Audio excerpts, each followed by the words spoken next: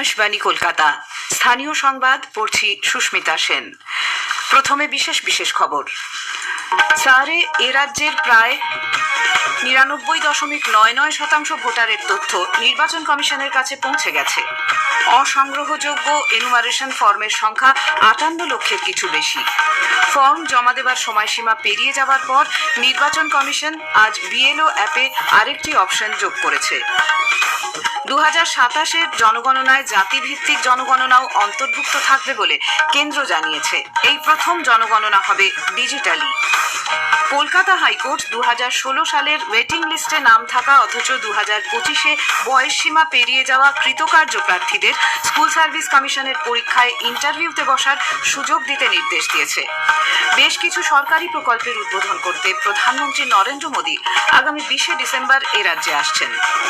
বিশ্ব ফুটবলের মহাতারকা লিওনেল মেসির আজ রাতে কলকাতা আগমনকে কেন্দ্র করে ফুটবল মহলে তুমুল উদ্দীপনা। আসছি বিস্তারিত খবরে। ভোটার তালিকায় বিশেষ নিবিড় সংশোধনী এসআইআর এর এনিউমারেশন পর্বের শেষে 58 লক্ষের বেশি ফর্ম অসংগ্রহযোগ্য বা আনকালেক্টেবল হিসেবে চিহ্নিত করা হয়েছে। এদিন দুপুর 12টা পর্যন্ত রাজ্য জুড়ে 58,17,851টি এনিউমারেশন ফর্ম অসংগ্রহযোগ্য হিসেবে চিহ্নিত হয়েছে।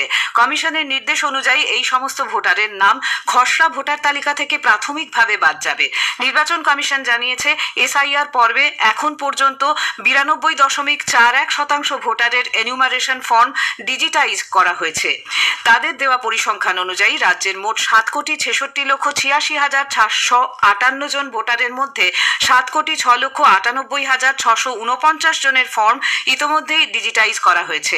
সব মিলিয়ে রাজ্যের প্রায় 99.99% ভোটারের তথ্য কমিশনের হাতে পৌঁছে গিয়েছে।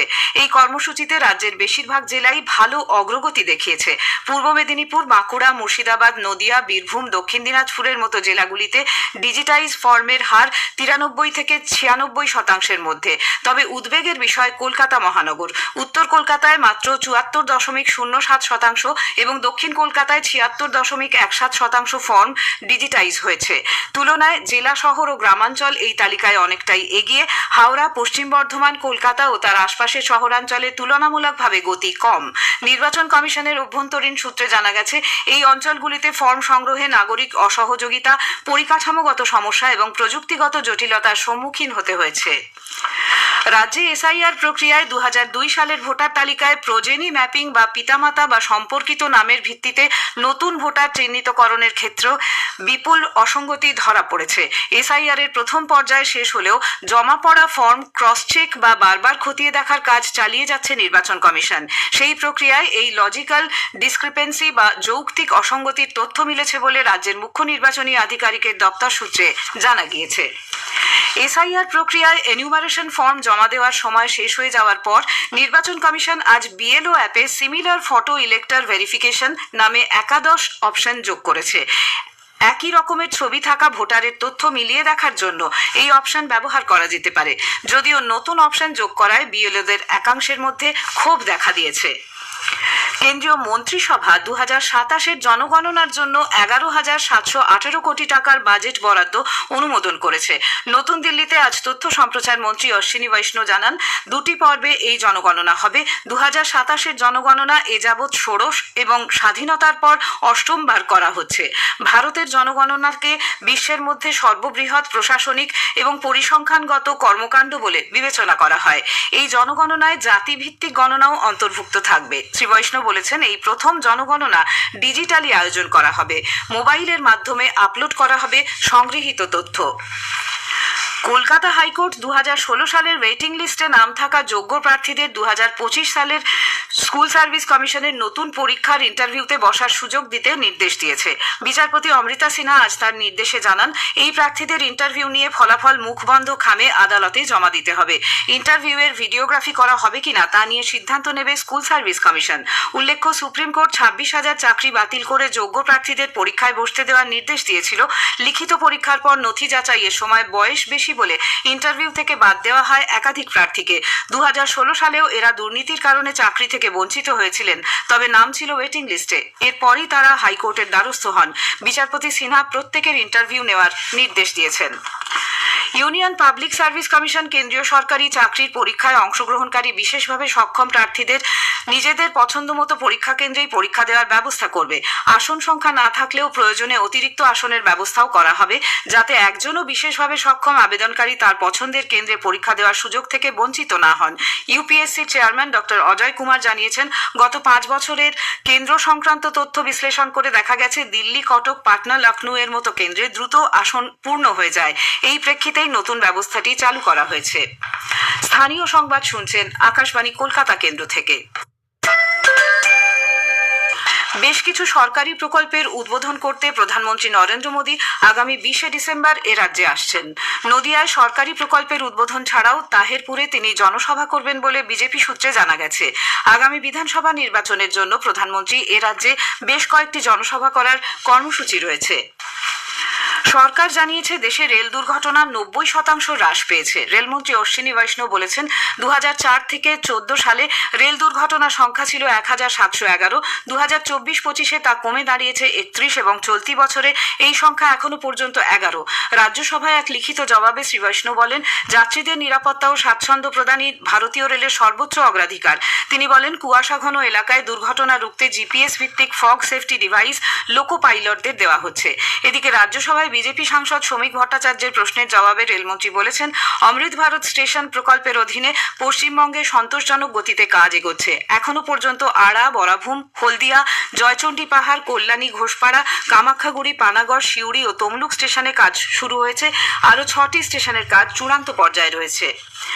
নতুন শ্রম আইন চালু হওয়ার পর শ্রমিকদের অধিকার রক্ষায় ইস্টার্ন কোলফিল্ডস লিমিটেড ইসিএল তাদের মোট 45,453 জন কর্মচারীকে 307 কোটি টাকার বকেয়া বেতন ইতোমধ্যেই দিয়ে দিয়েছে।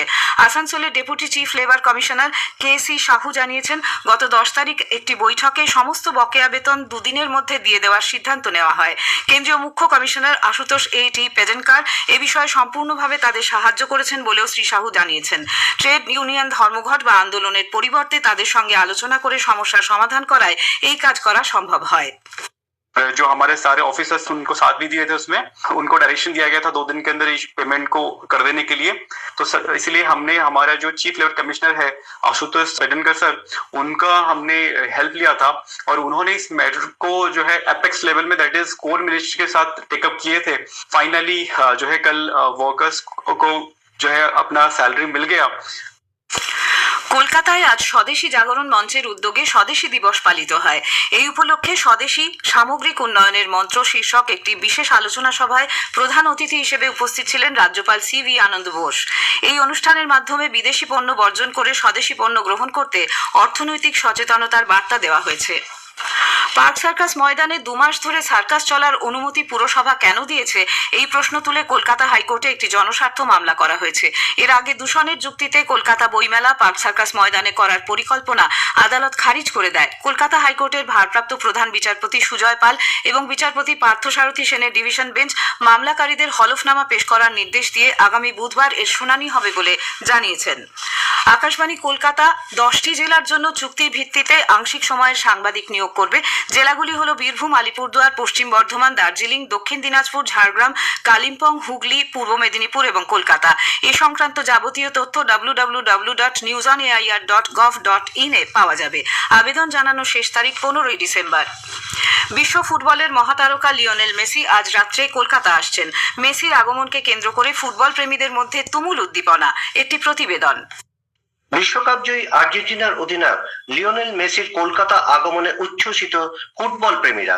যুবভারতী ক্রীড়াঙ্গনে ভেনেজুয়েলার বিরুদ্ধে আর্জেন্টিনার হয়ে ফিফা ফ্রেন্ডলি ম্যাচ খেলে যাওয়ার 14 বছর পর আবার ফুটবলের মক্কা কলকাতায় পদার্পণ করছেন সর্বকালের অন্যতম শ্রেষ্ঠ ফুটবলার মেসি।